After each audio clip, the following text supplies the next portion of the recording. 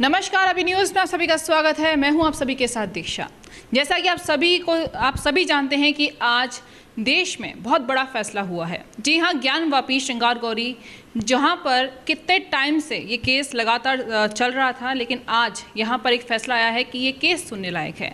इससे सबसे बड़ी बात यहां पर यह आएगी कि अब इसमें साक्ष्य रखे जा सकते हैं, लोग अपनी बात कहेंगे। इसके साथ हमारे साथ आज मौजूद हैं इसी क्रम में जिलाध्यक्ष अखिल भारत हिंदू महासभा की छाया गौतम जी। मैम, मैं पूछना चाहूँगी, आप क्या कहेंगी इसको लेकर? वैसे तो आप लगातार सुर्खियों में रहती हैं अपने जो आपके कार्य हैं उनको लेकर। आज जो हिंदुओं के पक्ष में एक फ़ैसला आया है कोर्ट की तरफ से कि आज अब हिंदू अपना पक्ष रख सकेंगे, और बाकी जो दूसरी तरफ चल रहा है, लेकिन आप क्या कहेंगे उसके बारे में? सबसे पहले अभी न्यूज़ का बहुत बहुत आभार। वो हमेशा हिंदुत्व में सारी न्यूज़ इतना सक्रियता से दिखाते हैं, लोगों को जागरूक करते हैं और हमारी आवाज़ लोगों तक पहुंचाते हैं। मैं आती हूँ आपके सवाल पे।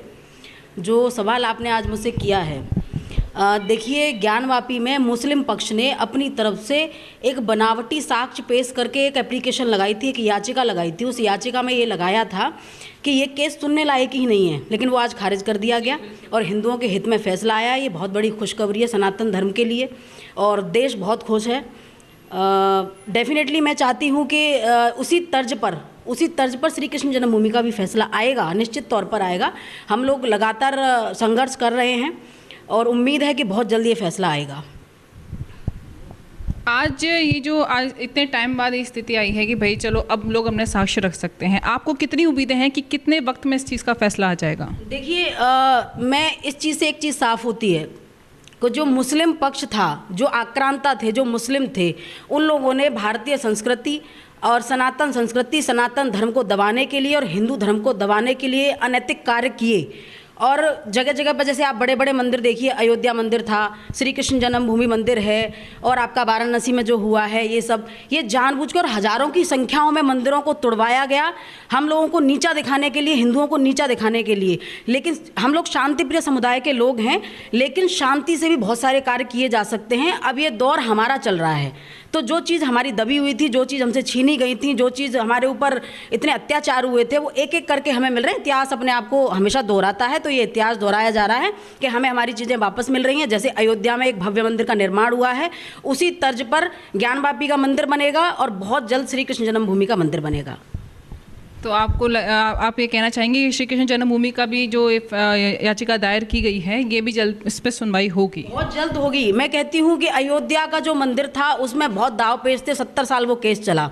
जैसे ज्ञानवापी में साक्ष्य के लिए कुछ था ही नहीं, सब उजागर था, सबके सामने था, हिंदुओं के सामने था, मुस्लिमों के भी सामने था। लेकिन वो एक ऐसी जाति है, वो एक ऐसा धर्म है कि वो कभी इन चीज़ों को मानने को तैयार ही नहीं होगा। वो लोग फरेबी हैं, झूठे हैं, मक्कार हैं, सारे अवगुण उन लोगों के अंदर हैं।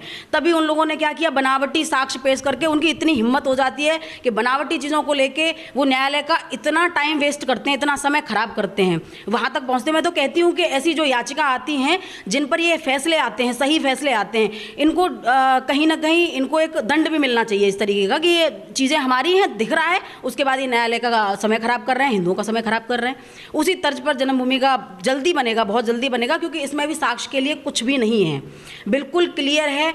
जो आप जानते हैं कि जो ज़मीन है पूरी श्री कृष्ण जन्मभूमि का, जो पांडाल है, जो पूरा जगह है जिसमें आपका शाही ईदगाह बना हुआ है और मंदिर बना हुआ है, वो पूरी ज़मीन का टैक्स जन्मभूमि का ट्रस्ट देता है। आप समझिए इस बात को कि जिसका टैक्स जन्मभूमि का ट्रस्ट दे रहा है, तो मालिकाना हक उनका हुआ। लड़ने के लिए कुछ नहीं है, लेकिन क्योंकि मैंने आपको पहले ही बोला था, शांतिप्रिय समुदाय से बिलोंग करते हैं, इस वजह से हम चाहेंगे कि सारे फैसले न्यायालय करे और हमें बहुत जल्दी हमारे सारे मंदिर वापस मिलें। इसी क्रम में एक और सवाल, जैसा कि सभी जानते हैं कि 2021 में आपने एक प्रयास किया था लड्डू गोपाल का जलाभिषेक करने का मस्जिद के अंदर, और उसमें काफ़ी वाद विवाद भी हुए थे, आपको हिरासत में लिया गया था। जैसा कि सभी जानते हैं कि बहुत सारी 150 से 200 पुलिस तैनात कर दी गई थी संख्या में। तो क्या फिर से कोई ऐसा विचार, एक साल बाद वो डेट सामने है, क्या कहेंगे इस बारे में? देखिए, हिंदू धर्म में और हिंदू हैं वो ये मानते हैं कि जो शाही ईदगाह बनी हुई है वो श्री कृष्ण की जेल के ऊपर बनी हुई है। तो देखो, जन्मभूमि पूरी हो सकती है, जैसे कि पूरी मथुरा को जन्मभूमि माना जा सकता है, लेकिन किसी की पैदा होने का स्थान एक होता है। जन्म स्थान वो कृष्ण की जेल थी जहाँ उनको पैदा हुए थे। तो हमारा मानना यह है कि असल जन्मभूमि तो हमारी वो है। इसलिए हम लोगों ने पहले परमिशन लेने की कोशिश की प्रशासन से, परमिशन के लिए लेटर भी दिए थे कि हमें परमिशन दी जाए। हमें कुछ नहीं करना था, सिर्फ वहाँ जलाभिषेक करना था और अपने आराध्य श्री कृष्ण को एक शांति चाहिए थी। उनको चाहिए था कि मैं अपने द्वार जाऊँ, अपने घर जाऊँ और वहाँ उनका अभिषेक हो। निश्चित तौर पर वो कार्यक्रम नहीं हो पाया क्योंकि प्रशासन की परमिशन भी नहीं मिली और उसके बाद भी हम लोगों को बहुत प्रताड़ित किया गया प्रशासन की तरफ से। मेरे नगर अध्यक्ष हैं, उनकी गिरफ्तारी भी हुई, मेरी भी गिरफ्तारी आगरा से हुई थी और उसी क्रम में हम लगे हुए हैं। हम लोगों का एक ही मानना है कि जब तक जिएंगे तब तक जन्मभूमि के लिए लड़ते रहेंगे, लेकिन मुझे इतना पता है कि इतना लंबा लड़ने की ज़रूरत नहीं है। सारे साक्ष्य हमारे पास मौजूद हैं और हम मजबूत हैं, तो हमें जल्दी अपनी असल जन्मभूमि मिल जाएगी। रही बात कि उसी क्रम में काम करने की कि 6 दिसंबर 2022 फिर से आ रहा है शौर्य दिवस। 6 दिसंबर को मंगलवार पड़ रहा है, तो आप लोग जानते हैं कि हर मंगलवार को आजकल हमने एक कार्यक्रम शुरू किया है जिसमें हर मंगलवार को हम हनुमान चालीसा का पाठ करते हैं। वो श्रृंखला लगातार चल रही है। तो अब की बार जो मंगलवार आएगा 6 दिसंबर 2022 को जो मंगलवार आएगा, तो हमारा वहाँ शाही ईदगाह पे हनुमान चालीसा का पाठ होगा क्योंकि वो हमारा स्थान है, हमारी जगह है। तो आज जो वाराणसी का फैसला आया है, यानी हाई कोर्ट का जो फैसला आया है, उससे हिंदुओं के मन में बहुत सारी आशाएं जग गई हैं, बहुत सारी उम्मीदें जग गई हैं। जैसा कि मैम ने बोला कि पहले अयोध्या, फिर ज्ञानवापी और आज आने वाला वक्त शायद जन्मभूमि होगा। तो अब हिंदुओं के पास साक्ष्य हैं जो वो दिखा सकते हैं, जो भी इन लोगों के पास साक्ष्य हैं वो दिखा सकते हैं और दोनों पक्ष अपनी बात ठीक से रख सकते हैं, क्योंकि आज ये फैसला सुनने लायक हो गया है। कोर्ट ने इसकी अनुमति दे दी है कि ये जो मुद्दा है ये सुनने लायक है।